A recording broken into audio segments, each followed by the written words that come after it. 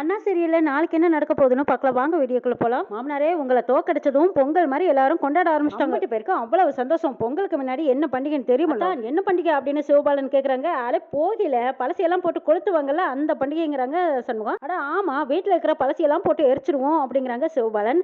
அட ஆமா போக்கத்தை 2 பழசு இருக்கு உங்க வீட்டுல தான் இருக்குங்கிறாங்க சண்முகம். இன்னைக்கு 2ஐயும் போட்டு கொளுத்திடலாமான்னு சண்முகம் கேக்குறாங்க. அத்தான் எங்க எப்பன்னு மட்டும் சொல்லுங்க, நான் அந்த 2ஐயும் தள்ளிக்கிட்டு வர்றதுக்கு தயாரா இருக்கேன்னு சொல்றாங்க சிவபாலன். ஒத்த ஓட்டு அப்படின்னு சவுந்தரபாண்டி கூப்பிடுறாங்க. இந்த பக்கமா முத்துப்பாண்டி நாக்க கடிச்சுக்கிட்டு மிரட்டுறாங்க.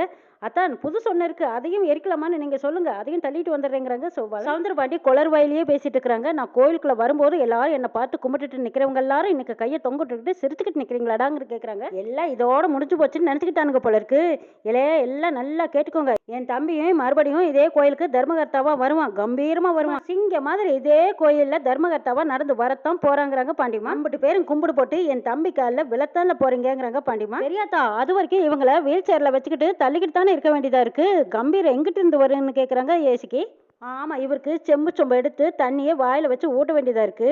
இதுல சிங்க நடை எங்க இருந்து வரும், முதல்ல சொந்த கையால சோத்தை எடுத்து திங்க முடியுமான்னு பாருங்க மதனேங்கிறாங்க பாக்கியம். இளைய பாண்டி எம்பிட்டு பேசுறாளுங்க பாத்தியா, ஆளு அதிகாரமா இல்லைன்னதும் என்னெல்லாம் பேசுறாளுங்க பாரு. நீ கோயிலுக்கு கூட்டிட்டு வந்திருக்கேன்னு பாண்டியம்மா கேக்குறாங்க. நாங்க ஒன்னும் உங்களுக்காக வேண்டி வரல, என் மதனி தர்மகர்த்தா பதவி ஏத்துக்கிறத நாங்க கண்ணால பார்த்து சந்தோஷப்படுறதுக்காக வந்தோம்னு சொல்றாங்க எஸ்கி.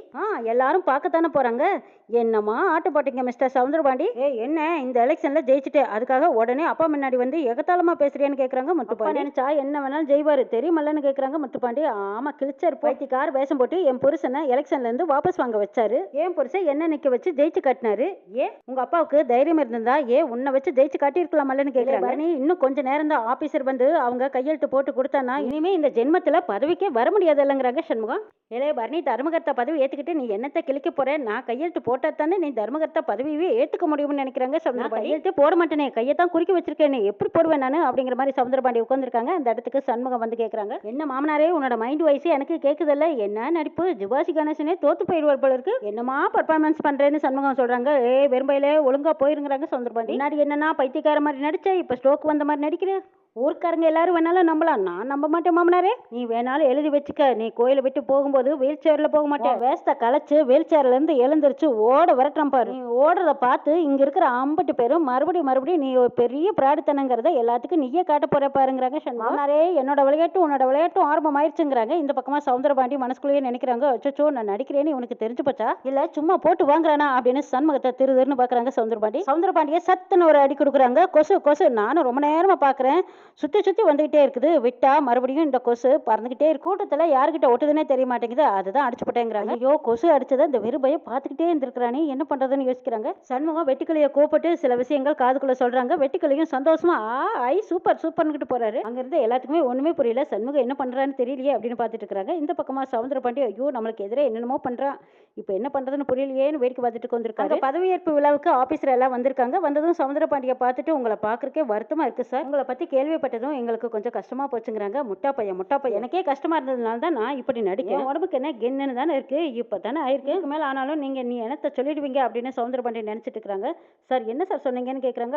சார் எப்படி பார்த்தாலும் தர்மகர்த்தா பதவி உங்க குடும்பத்துல ஒருத்தருக்கு தானே சார் இருக்கு, எதிர்த்து நின்று ஜெயிச்சாலும் டாக்டர் பண்ணி உங்க பொண்ணு தானே சார், பதவி உங்க குடும்பத்துக்கு தான் இருக்குதுன்னு நீங்க நினைச்சு சந்தோஷப்படுங்க சார்ங்கிறாங்க ஆபீசர். பதவி என்னமோ என் குடும்பத்துக்கு தான் இருக்கு, ஆனா என் பொண்ணை தான் இழுப்பார் வந்து இழுத்துக்கிட்டு போயிட்டானே அந்த பெரும்பைய சண்முகம் அப்படிங்கிறாங்க சவுந்தரபாண்டி. சொல்றாரு எங்களுக்கு ஒன்றும் புரியலைங்கிறாங்க ஆபீசர். பதவி ஏற்பு விழாவை நடத்த சொல்றாருன்னு சொன்னாங்க. மேடம் எல்லாம் ரெடியா இருக்கு, நீங்க பதவி ஏத்துக்கலாங்கிறாங்க. சரிங்கிறாங்க பரணி. சண்முகம் பரணியா அப்படி வா உங்ககிட்ட கொஞ்சம் பேசணுங்கிறாங்க. என்ன சண்முகம் இப்ப என்ன பேச போறேன்னு கேக்குறாங்க. ஆமா வா அப்படின்னு சொல்லி கூட்டிட்டு போய் தனியா பேசுறாங்க. சண்முகம் என்னடா இப்ப வந்து ரகசியம் பேச போறேன், இங்க பாரு மீட்டிங் ஆரம்பிக்க போறாங்கங்கிறாங்க பரணி.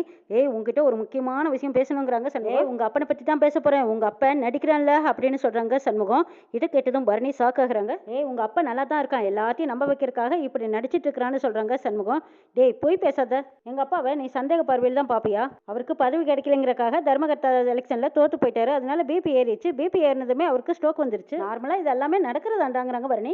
பரணி அந்த ஆளுக்கு மூளையெல்லாம் நல்லா தான் இருக்கு, நீயே சொல்லு, உங்க அப்பா கையெழுத்து போட்டா தானே நீ இங்க இருக்கிற கணக்கு வழக்கு இது ஆடிட்டிங் எல்லாம் பார்க்க முடியும், ஆமா அவர் கையெழுத்து போட்டு கொடுத்தா தான் நான் எல்லாமே பார்க்க முடியுங்கிறாங்க. அதுக்கப்புறம் நீ கணக்கு வழக்கு பார்த்து கோயில் நகையெல்லாம் நீ கண்டுபிடிச்சிட்டு அடுத்த நிமிஷமே நீ அந்த ஆளை தூக்கி ஜெயிலியில வச்சிருவேன், அந்த ஆள் ஜெயிலியில கிடப்பான், அதனாலதான் இந்த ஆளு இந்த நடிப்பு நடிக்கிறாருன்னு சண்முகம் சொல்றாங்க. என்னால நம்பவே முடியலடா சண்முகம், ஒரு ஆளால இப்படி தத்ரூபமா நடிக்க முடியுமான்னு கேக்குறாங்க பரணி. உங்க அப்ப ஏமாந்தா செத்த பொணமா கூட நடிப்பேன்ல, அவன மாதிரி கேடி உலகத்திலேயே இல்ல, நாம தான் அவங்ககிட்ட கொஞ்சம் கவனமா இருக்கணுங்கிறாங்க சண்முகம். டேய் உன்னோட சந்தேகம் முடியவே முடியாதா? நீ எப்படிடா எங்க அப்பாவை அவ்வளவு கன்ஃபார்மா நடிப்புன்னு சொல்றேன்னு கேக்குறாங்க பரணி. காலையில உங்க அப்பனை பார்க்க போனோம்ல, அப்படியே குண்டு கட்டா தூக்கி வண்டியில உட்கார வைக்க போனோம்ல, அப்படி உட்கார்ந்துருக்கும் போது இன்னொரு கையில கொசு கடிக்குதுன்னு இந்த சொத்த கையால சத்துன்னு அடிச்சதை என் கண்ணால நானே பார்த்தேன்ல அப்படிங்கிறாங்க சண்முகம். என்னடா சொல்றீங்கிறாங்க பரணி. அட ஆமா, என் பேச்சுல உனக்கு நம்பிக்கை இருக்கா இல்லையா? நான் பொய் சொல்லுவேனாங்கிறாங்க. இல்லடா நீ பொய் சொல்ல வாய்ப்பே கிடையாதுங்கிறாங்க பரணி. ஆமாடா நீ சொல்றதும் சரிதான். இந்த மாதிரி பக்கவாதம் வந்ததுன்னா உடனே நம்ம வைத்தியம் பார்க்கலைன்னா மூளைக்குள்ள இருக்கிற குழாயி அப்படியே ரத்த வேகத்துல அப்படியே உறைஞ்சு போயிட்டே இருக்கும். அதுக்கப்புறமா ட்ரீட்மெண்ட் பண்ண அவங்களால சரி பண்ணவே முடியாது.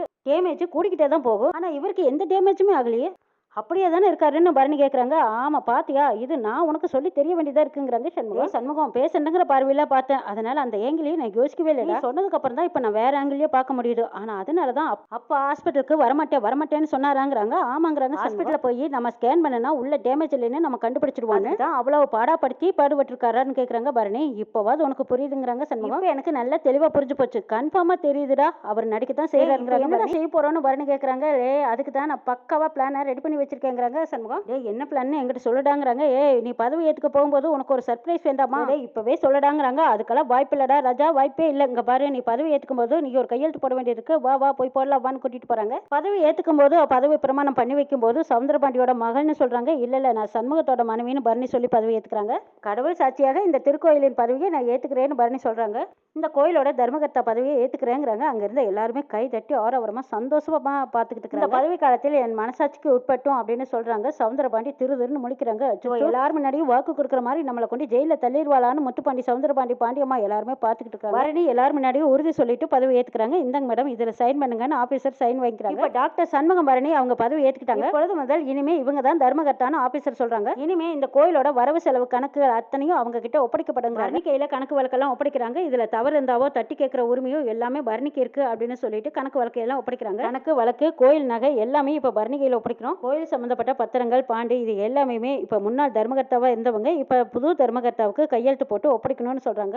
மேடம் நீங்களே சைன் வாங்கிக்கிறீங்களான்னு கேக்குறாங்க. எப்படி சார், எங்க அப்பாவுக்கு தான் ஸ்ட்ரோக் வந்துருச்சு, அதுலயும் அவருக்கு வலது பக்கம் தான் பக்கவாதமே வந்துருக்கு, அவரால பாவம் கையெழுத்து போட முடியாதுங்கிறாங்க பரணி. அப்போ அவர் கையெழுத்து போடாமலே நீங்க சான்று எடுத்துக்கிறீங்களான்னு கேக்குறாங்க ஆபீசர். கணக்குல ஏதாவது தப்பு வந்தாலும் அதுக்கு நீங்க தான் மேடம் பொறுப்பு எடுத்துக்கணுங்கிறாங்க. எனக்கு என்ன செய்யறதுன்னே புரியல, பேசாம அவர் கை சரியாகிற வரைக்கும் நம்மள வெயிட் பண்ணலாமான்னு கேக்குறாங்க பரணி. பாண்டியும் அங்க உட்கார்ந்த கடையில இருந்துகிட்டு சொல்றாங்க. ஆமா வேற வழி இல்ல, வெயிட் பண்ணி தான் ஆகணுங்கிறாங்க. அப்பா கை சரியானதுக்கு அப்புறம் தான் உங்க ஆடிட்டிங்கே ஆரம்பிக்க முடியும், அதுதான் உங்களுக்கு நல்லதுங்கிறாங்க. நாங்க அவ்வளவு நாளெல்லாம் காத்து கிடக்கணுங்கிற அவசியம் கிடையாது, நாங்க நாளைக்கே எங்க கணக்கு வழக்க ஆரம்பிப்போங்கிறாங்க சண்முகம். எப்படிடா முடியும், எங்க அப்பாவுக்கு ஸ்ட்ரோக் வந்து தானே தண்ணி குடிக்க முடியாத நிலைமையில இருக்காரு, வேற விலங்குல எப்படி இல்ல சைன் பண்ண முடியும்னு கேக்குறாங்க முத்துப்பாண்டி. தம்பி கையெழுத்து போடாம எப்படி கணக்கு வழக்கெல்லாம் ஒப்படைக்க முடியும்னு பாண்டியம்மா கேக்குறாங்க. எத்தனை நாளைக்கு அவர் கை சரியாகிறதுக்கு 10 வருஷம் ஆனாலும் அது வரைக்கும் இந்த கோயில் கணக்கு வழக்கெல்லாம் நிக்குமான்னு கேக்குறாங்க சண்முகம். பரணி யாரும் எதிர்பார்க்க முடியாத சம்பவம், நீ தானே அப்பாவுக்கு வைத்தியம் பார்த்த, உனக்கு தெரியாதா அவர் கை சரியாகிற வரைக்கும் நீ வெயிட் பண்ணி தான் ஆகணுங்கிறாங்க முத்துப்பாண்டி. மேடம் உங்க அப்பாவுக்கு நீங்க தான் ட்ரீட்மெண்ட் கொடுத்தீங்களான்னு ஆபீசர் கேக்குறாங்க. ஆமா நான் கொடுக்க முயற்சி பண்ணேன். ஆமா அவ தான் ட்ரீட்மெண்ட் கொடுக்கணும், எங்க அப்பா அவளுக்கு லட்சமா செலவு பண்ணி அவளை எதுக்கு டாக்டருக்கு படிக்க வச்சாங்கன்னு நினைக்கிறீங்க அப்படின்னு முத்துப்பாண்டி குரல் கொடுக்குறாங்க. அப்பாவை டாக்டர் பரணி தான் பாத்துக்கிட்டாங்கன்னு சொல்றாங்க.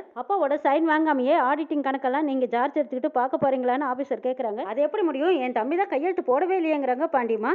அதுக்கெல்லாம் அவசியம் இல்லைங்கிறாங்க சண்முகம். என்னல சொல்ல வரேன்னு முத்துப்பாண்டி கேக்குறாங்க. முட்டா பையில உங்க அப்பா அத்தை நீ எல்லாரும் சேர்ந்துக்கிட்டு கையெழுத்து போடலன்னா இந்த கணக்கு வழக்கே பார்க்க முடியாது, நீங்க கணக்கு போட்டீங்களா, அதையும் தாண்டி சட்டம்னு ஒண்ணு இருக்குங்கிறத மறந்துட்டீங்களா எல்லாரும்? இல்ல வெறும்பையில என்னல வளர்ற, இதுல சட்டம் எங்க இருந்து வந்துச்சுன்னு கேக்குறாங்க பாண்டியம்மா. பெரியாத்தா அது எங்கேயும் போகல, அங்கிட்டு தான் இருக்கு பெரியாத்தா, உங்க கண்ணுக்கு அந்த சட்டம் தெரியவே இல்லை, உங்களுக்கு ஐடியா கொடுக்க வந்தாங்களே வக்கீலுங்க அவங்க சரியா சொல்லாம விட்டுட்டாங்களா? சட்டம் என்ன சொல்லுதுன்னா இப்ப ஸ்ட்ரோக் வந்துருச்சு சவுந்தரபாண்டி அவங்களுக்கு, அது சரி அவருக்கு பல காலம் ஆகலாம், சரியாகாம போனாலும் போகலாம் அப்படின்ட்டு அவருக்கு வைத்தியம் பார்த்த டாக்டர் சர்டிபிகேட் கொடுக்கணும். உங்க அப்பா இருக்கு முட்டா பையில யார் வைத்தியம் பார்த்தாருன்னு சொன்ன, வேற யாரு அதோ நிக்கிறாங்களே எங்க அக்கா தான் அப்படின்னு சிவபாலன் ஒரு பக்கம் குரல் கொடுக்குறாரு.